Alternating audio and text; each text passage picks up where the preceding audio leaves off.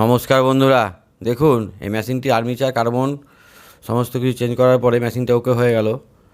দেখুন কত সুন্দর চলছে, কিন্তু যখন বাটিটা বসাচ্ছি তখন দেখুন কি বিচ্ছিরি শব্দ হচ্ছে। কেন হচ্ছে দেখুন, আপনাদের বাড়িতে যদি হয় তাহলে আপনারা ভেবে চেক করবেন যে মেশিনে আওয়াজ হচ্ছে, শব্দ হচ্ছে না বাটিতে শব্দ হচ্ছে।